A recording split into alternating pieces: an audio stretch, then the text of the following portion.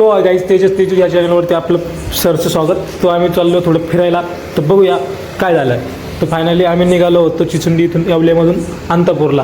तर फायनली माझे फ्रेंड आधी, त्यानंतर संविधान, तर मी, त्याच्यानंतर अंकुश आणि ओमीर आहे. तर फायनली त्यानं खूप मजा केली, आम्ही पण केली.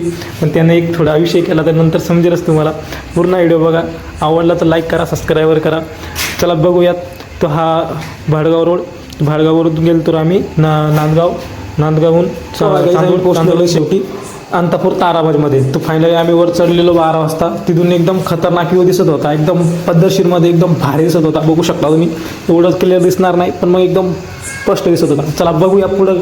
सकाळी आम्ही दर्शन वगैरे केले. तर सकाळी खाली उतरायच्या टायमाला काय झालं, काय विषय झाला, खूप खतरनाक विषय झाला, तो बघूयात. Good morning. एवढं पॅक झालंय, अंतापूर थंडी भरपूर होती त्यामुळे. तर बघू शकता इथून आम्ही स्टार्ट केला खाली जाण्यासाठी. बघूयात चला. 6 वाजता आम्ही निघालो होतो तिथून. एकदम थंडीमध्ये एकदम पॅक झालेलो होतो. चप्पल तुटलेली आपण फेकून देणार आहे आणि आता बिगर पायाचं जाईल. चला मग उतरताना चप्पल मी तुटली होती, बघू शकता तुम्ही. चप्पल टाकून दिली आपण. हा बिबट्या आहे, बघू शकता. मला कळलं नसेल तुम्ही, हा बिबट्या बघून घ्या. कधी बघितलं नसेल. बिबट्या वगैरे पण भरपूर होते, पण बिबट्या नव्हता तो. करू हे इकडं आहे का खाली, जायचंय या मग खाली. खूप दूर असे खाली पण जायचे होते, चप्पल पण होते पायामध्ये, तरी पण प्रवास केलेला.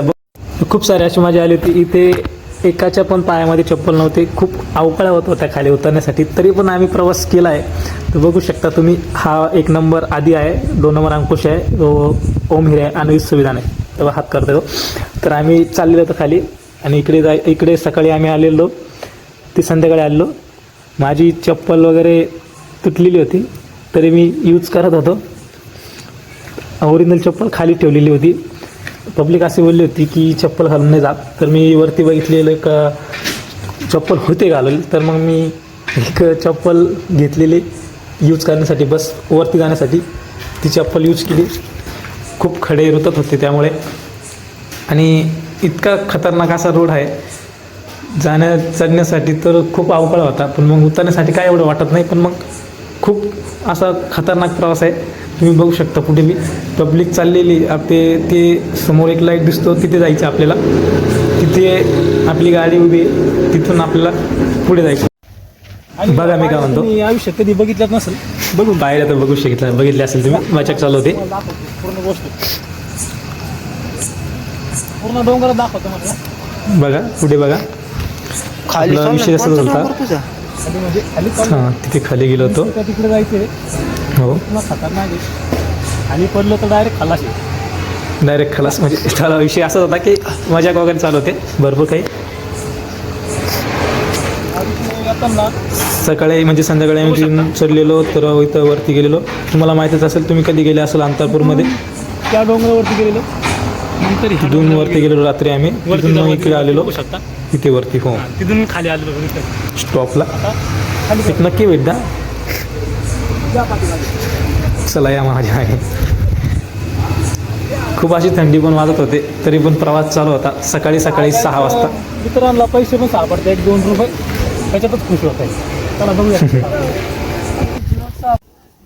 विषय असा आहे की डोंगर संपलेला आहे, फक्त तिथून तर तिथलं जायचंय गाडीपर्यंत पायी. तेव्हा हा पडला होता, गेला होता. त्याच्यानंतर सावकाश चला, पण काय ऐकतच नाही कोणी. चला या हळूहळू. कॅमेरामॅन थोडा स्लो चला, खाली बघून चला. आयुष्यात पडला होता आमचा.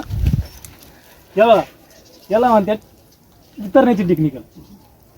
ते आयुष्याला समजत नाही. तेव्हा आयुष्यात कसा आहे ना तो.